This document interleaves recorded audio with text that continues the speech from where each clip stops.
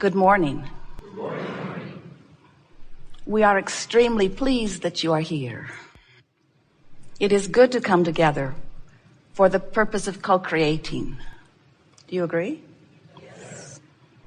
You're knowing what you're wanting?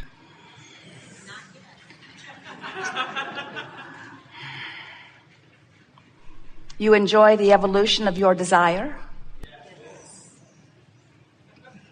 You realize that we are taking thought beyond that which it has been before? Yes.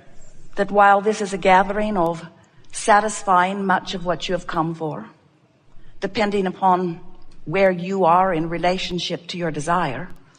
In other words, some of you have things you want to know about, and your vibrational proximity to that desire is not so far from it. So some soft, light conversation here with you focusing and achieving vibrational alignment with the answer.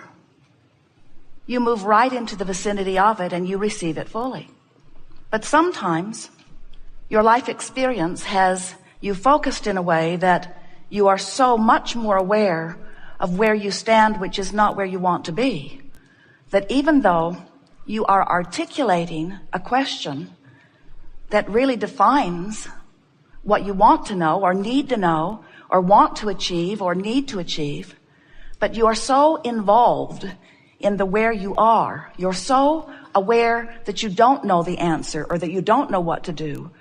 You feel so discouraged or disappointed or resentful or angry or confused, or you just simply are more aware of the absence of what you want than what you want. So without even knowing it or meaning to, you've trained yourself into the vibrational habit of a thought or energy vibration that is so full of resistance, meaning it's about what you don't want rather than about what you do want. And of course, that's always an obvious first step. You always know more clearly what you do want when you know what you don't want. And sometimes life shows you through what you're living exactly what you don't want. But when that happens, an equal, proportionate, what you do want, the other side of that is born out of it. And when what you do want is born out of it, it becomes a vibrational point of attraction that begins to amass all circumstances and events in order to give you the full manifestation of what you want.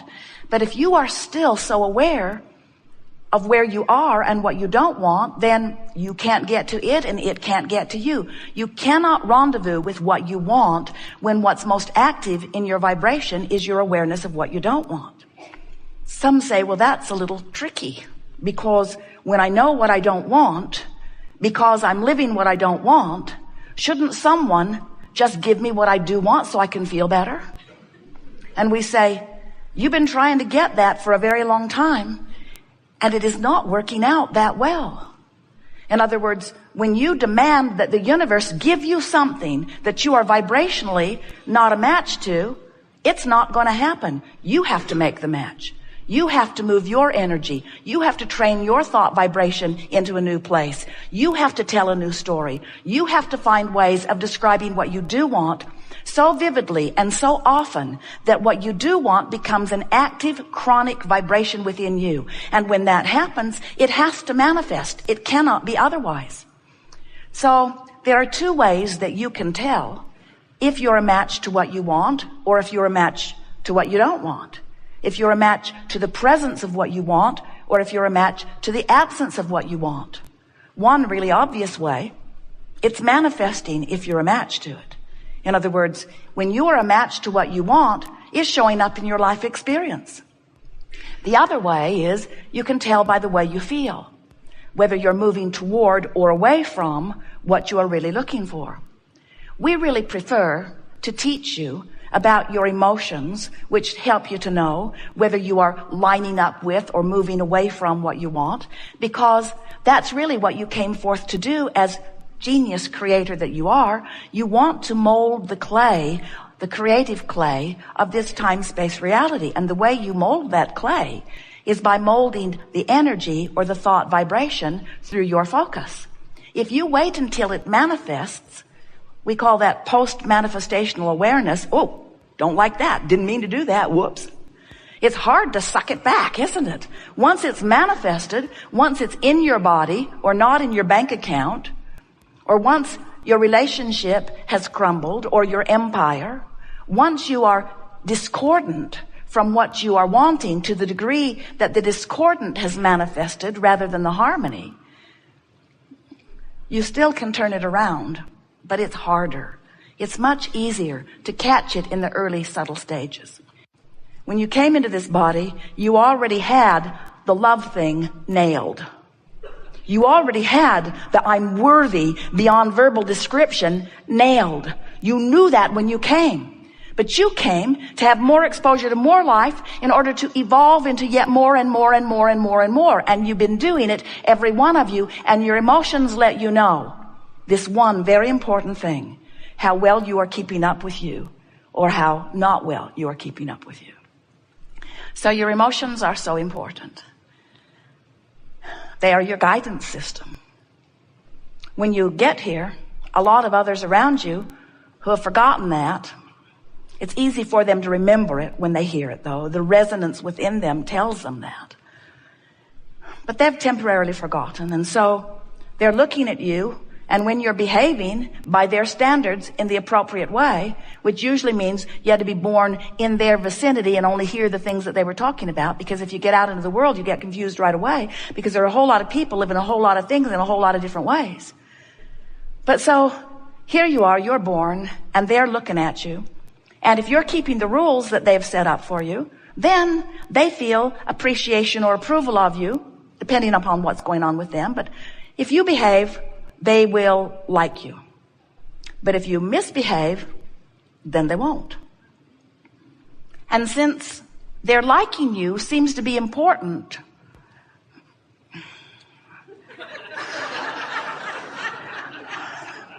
that's another big long story, isn't it? You begin to cater to their approval and disapproval. So without meaning to, you've given up this eternal, do you know how long this guidance system has been in place for you? You give up this eternal association with what you call God, and you turn it over to someone who's having a bad day.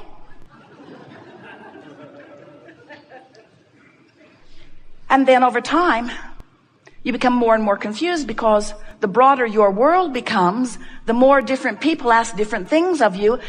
You ever had a mother that wanted you in by 10 and a girlfriend that never wanted you to go home? Which one do you please? And that story gets bigger, doesn't it? In other words, when you turn your guidance over to trying to get approval or appreciation from someone outside of your own guidance system, you lose your way. And then outside of this vortex, things are harder. Because when you are outside the vortex of creation, you don't have the benefit of the cooperative universe. You don't have the natural flow of things working for you. So you work harder. It takes more effort. In your confusion, you can't get it right. In your confusion, you can hardly figure out how to get your body moving. In your confusion, you keep bumping up against harder and harder things. But if you will, at any point, and maybe today's a good day, decide that you're going to let your emotional guidance system be your indicator of whether you're in the vortex where the rendezvousing with what you want is taking place, or whether you're out of the vortex where you're trying to use your action in order to make things happen, and you're bucking all of the currents of the universe, especially your own current of what you want. When you make this vortex really, really important, and you decide that nothing is more important than that I feel good. Because when I feel good, when I'm full of love, I'm in there with all that I am. And when I'm full of hate, I'm outside the vortex on the raw and ragged edge of things. So we're going to tell you how this all works, and then we want to talk to you about anything that is important to you. You are beautiful in your bodies. Do you know it? And you are source energy in your bodies. Do you know that? And do you know that while you are in these bodies, vibrant and alive and flowing, do you know that the larger part of you still remains non-physically focused? Sometimes you refer to that non-physical part of you as your soul, your source. We refer to it as all of that, but also your inner being. It's the God force that is really you. It's the furthermost expanded version of you. So you were only non-physical energy before you came into this body. And when you were only non-physical energy, that singular energy stream was pure non-physical energy, meaning it was a very high, clear, pure vibration that held no resistance that would be discernible from your vantage point at all. Pure, positive energy, a sort of swirling love of well-being and knowing, a literal culmination of all that you have become. The best of all life culminated there in that pure energy. And then a part of that energy projected forward or was summoned by the body that was being created within the womb of your mother. And as that energy was summoned into this physical time-space reality, and you came forth and focused into that body, now you have two vibrational vantage points, the non-physical vantage point of pure positive energy and the physical vantage point of whatever it is that has your attention now. So in the moment that you were born, the potential of splitting your energy occurred. And by splitting your energy, we don't mean something has gone wrong. We mean, just like you intended, you came forth to focus. And when you began to focus, even before you could speak, long before you could walk, in the moment that you were born and began to assess your awareness of your environment, you began to offer vibrational frequencies in response to your observations.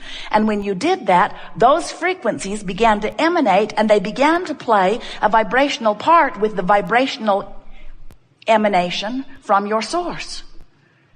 So as this infant, in your first view of physical life, that part of you moved ever so slightly away from the pure positive energy of who you really are.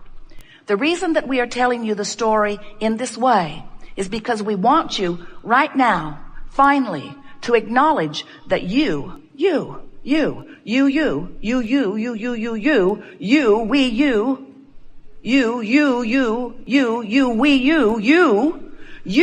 have two vivid vibrational vantage points. And those vibrational vantage points are playing off of one another all day, every day. That's what your emotions are.